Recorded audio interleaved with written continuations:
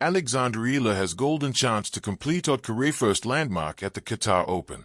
Alexandra Eala will now head to the Qatar Open as she looks to continue her strong start to the 2026 season.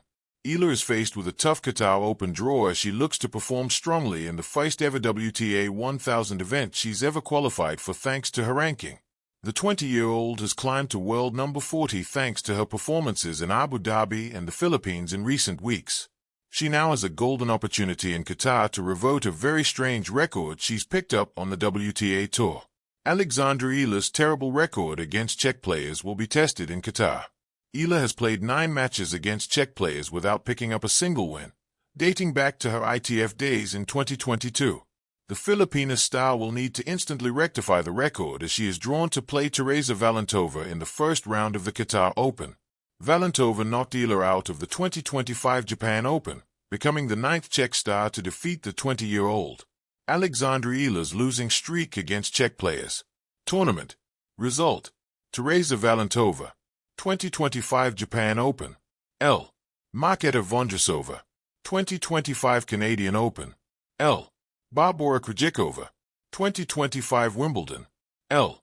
Linda Fruhvirtova, 2025 Birmingham Open. L. Marie Buzkova, 2024 Jiangxi Open. L. Katerina Siniakova, 2024 Wuhan Open. L. Marie Buzkova, 2024 Guadalajara Open. L.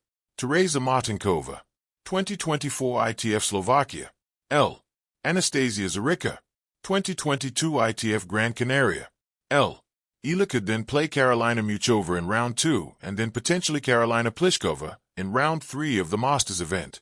If the Filipina star makes the 4th round, there's a huge possibility that her wretched record against Czech stars could be a thing of the past. Eala's Qatar Open campaign is set to begin against Valentova on Monday, the 9th of February, with the order of play yet to be confirmed. Alexandra Eala posts social media message ahead of the Qatar Open. Eala has been jetting all across Southeast Asia following appearances in Manila, Abu Dhabi, and now Qatar. Ahead of her first Masters tournament of the year, the Filipina took to social media to update her fans on her whereabouts. On Instagram, the 20-year-old wrote, "Thank you Abu Dhabi. A time was had. Next stop Doha." Following her quarterfinal appearance at the WTA 500 event, Eala currently holds a 7-4 singles record in 2026, with her best performance coming at the ASB Classic where she reached the Final Four.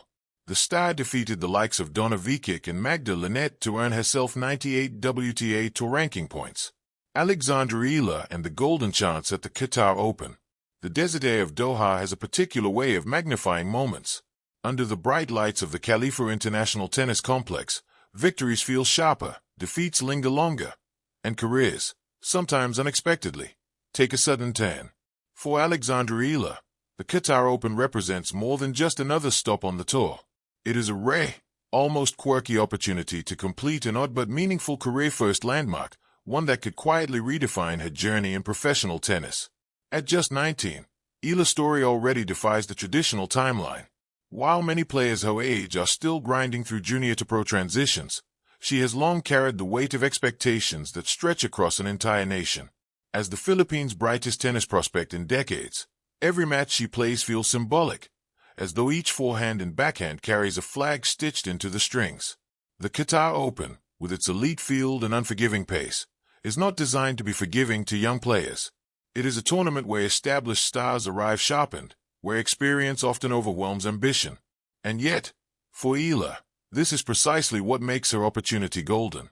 The odd landmark in question is not a record that flashes on scoreboards or dominates headlines. It is subtler, almost poetic, the chance to earn her first main draw win at a WTA 1000 event on hardcourt after having tasted success elsewhere in unexpected ways. In a sport obsessed with linear progression, Eala's path has been anything but linear. She has won junior Grand Slams, stunned higher-ranked opponents in isolated moments, and gained entry into tournaments through wild cards that felt like invitations to prove something rather than mere gifts. Doha offers her the chance to connect those dots. Hardcourts have always been a canvas of contradiction for Eala. They reward aggression but punish hesitation, and they expose technical gaps with ruthless clarity. For a player whose game thrives on angles, variety, and fearless shot-making, the surface demands constant adaptation. It's here, against opponents who hit flatter, harder, and deeper, that her creativity is tested most severely. But creativity has always been Eala's quiet advantage. Raised in a tennis culture far removed from the sport's traditional power centers, she learned early to problem solve. Matches were not always about overpowering opponents, but outthinking them. Drop shots, looping cross-court forehands, sudden changes of pace. These became tools not of desperation, but of expression. In Doha, where conditions can be fast and unforgiving, those same tools could become weapons. The landmark she chases is odd because it runs counter to expectation. Many players collect their first big wins on hard courts before translating success elsewhere. Eala's journey has flirted with the reverse. Completing this milestone at the Qatar Open would not just fill a statistical gap, it would signal a new level of completeness in her game. There's also a psychological weight to this moment. Tennis careers are built on accumulation, points, confidence, belief. A single win at the right tournament can recalibrate a player's self-image. For Eala, winning here would mean stepping onto court not as a promising junior graduate or a wildcard curiosity, but as a competitor who belongs.